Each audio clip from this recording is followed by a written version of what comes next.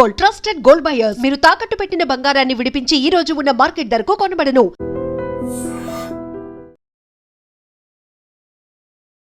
ఇందిరమ్మ ఇళ్లకు సంబంధించిన big update ఇది. యాక్చువల్లీ ఇందిరమ్మ ఇళ్ళు చాలా మందికి కేటాయిస్తాం, లక్షల మందికి కేటాయిస్తామని ప్రభుత్వం ప్రామిస్ చేసిన నేపథ్యంలో మొన్న ఒక 3-4 నెలల క్రితమే మంత్రి పొంగులేటి శ్రీనివాసరెడ్డి స్వయంగా చెప్పారు, లేదు డిస్ట్రిక్ట్స్లో మాత్రమే కాకుండా మేము ఇక్కడ అర్బన్ ప్రాంతాలు అంటే హైదరాబాద్ సిటీలో కూడా మేము ఇందిరమ్మ ఇళ్లకు సంబంధించిన నిర్మాణాలు చేపట్టబోతున్నాం, అతి త్వరలో కూడా ఈ పథకం ప్రారంభం కాబోతోంది అన్నటువంటి అనౌన్స్మెంట్ చేశారు.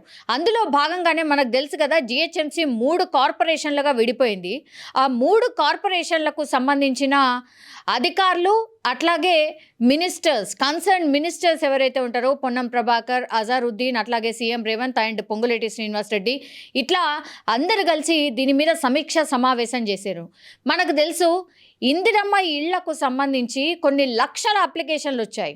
అయితే ఎవరికైతే రేషన్ కార్డు ఉందో వాళ్ళనే ప్రామాణికంగా తీసుకోబోతున్నాం ఒకటి. తర్వాత ఖచ్చితంగా ఫస్ట్ ఎవరిని తీసుకుంటామంటే అసలే ఇల్లు లేదు, ఓకే వాళ్ళందరూ కూడా అర్హులే. కానీ ఫస్ట్ మొదటగా చేపట్టే దాంట్లో మాత్రం జాగా ఉండి ఇల్లు కట్టుకోవాలి అనుకునే వాళ్లకు మాత్రమే ఈ పథకంలో ఫస్ట్ ప్రయారిటీ ఇస్తున్నారు. అంటే గ్రేడ్ 1కి సంబంధించిన ప్రయారిటీ ఇది. సో అందులో భాగంగానే ఇప్పుడు మళ్ళా హైదరాబాద్ సిటీలో కూడా 3 కార్పొరేషన్ల పరిధిలో ఎక్కడెక్కడ జాగాలు ఖాళీ ఉన్నాయి ఒకటి. ఇందిరమ్మ ఇళ్ళు ఆల్రెడీ కట్టి మధ్యలో ఆగిపోయినాయి ఎన్నున్నాయి. తర్వాత ఇందిరమ్మ ఇళ్ళు కట్టడం అయిపోయింది, అంతా అయిపోయింది, లబ్ధిదారులకు అసలు ఎవరికి ఇవ్వకుండా తలుపులు ఎత్తుకపోయేటోళ్ళు తలుపులు, కిటికీలు ఎత్తుకపోయేటోళ్ళు కిటికీలు, ఇవన్నీ ఎత్తుకపోయి అత్యంత దారుణమైన పరిస్థితిలో ఉన్న ఇందిరమ్మ ఇళ్ళు కూడా ఆ లెక్కంతా తేలిస్తే మొత్తంగా కలిపి ఒక 28,000 ఇళ్లకు సంబంధించి ఈ నెలాఖరు లోపల ఈ లబ్ధిదారులకు అందించాలి అని ఒక నిర్ణయం తీసుకున్నట్టుగా అధికారులు అయితే చెప్తున్నారు. అట్లాగే కన్సర్న్ మినిస్టర్ మంత్రి పొంగులేటి శ్రీనివాసరెడ్డి కూడా ఇదే విషయాన్ని ధృవీకరిస్తున్నటువంటి సిచ్యువేషన్ అయితే కనిపిస్తోంది. మనకు తెలుసు ఈ పథకాలన్నీ కూడా ఎక్కడ లింకప్ అయితే మళ్ళా ఏదో ఒక ఎలక్షన్లో వస్తే కానీ ఈ పథకాలన్నీ ముందుకు సాగవు. మనకు తెలుసు జిహెచ్ఎంసీ ఎన్నికలకు సంబంధించి కసరత్తు ఆల్రెడీ స్టార్ట్ అయిపోయింది. 3 కార్పొరేషన్లు అయిన తర్వాత ఇప్పుడు 3 కార్పొరేషన్లలో 3 మేయర్లు ఉండబోతున్నారు. 150 కాస్త 300 కార్పొరేషన్లుగా మారిపోతున్నాయి.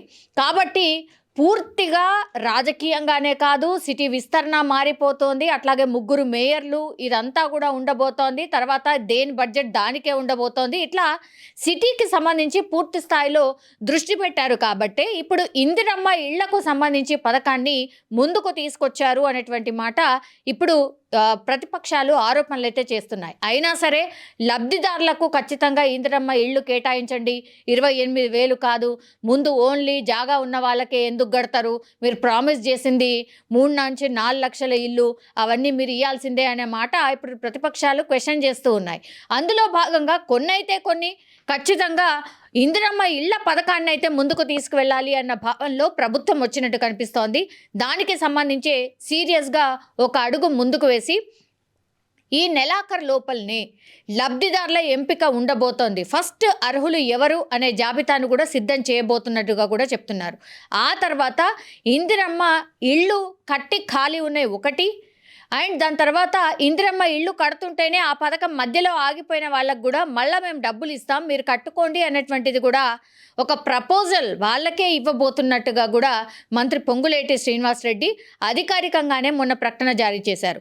అందులో భాగంగా ఈ లిస్ట్ అంతే తీస్తే గనక జాగా ఉండి ఇల్లు కట్టుకునే వాళ్ళు ఒకటి, ఆల్రెడీ ఇందిరమ్మ ఇళ్ళు కట్టున్నాయి లబ్ధిదారులకు ఇంకా ఇవ్వలేదు 2, తర్వాత ఇందిరమ్మ ఇళ్ళు కట్టుకుంటుంటేనే ఆ పథకం ఆగిపోయింది కాబట్టి మేము డబ్బులు ఇస్తాం, వాటిని పూర్తి చేసుకోండి అనేది 3వ కేటగిరీ కింద ఇవన్నిటిని చేర్చిన తర్వాత ఎంతమంది లబ్ధిదారులు ఉండబోతున్నారు, ఈ ప్రక్రియ అంతా చేపట్టి వాళ్ళు ఇళ్ళు గృహప్రవేశం చేసేంత వరకు కూడా ప్రభుత్వం వాళ్ళకు సాయం చేయబోతోంది.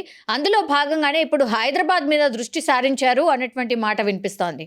తర్వాత దీనికి ఎన్ని కోట్లు ఖర్చు కాబోతున్నాయి, పూర్తిగా బడ్జెట్ అట్లాగే కేంద్ర అంటే క్యాబినెట్ మీటింగ్లో దీని మీద పూర్తిగా చర్చ జరిగిన తర్వాత బడ్జెట్ కేటాయించుకొని ముందుకు వెళ్ళేయడానికి పూర్తి స్థాయిలో సన్నాహాలు చేస్తున్నట్టుగా మనకున్నటువంటి సమాచారం.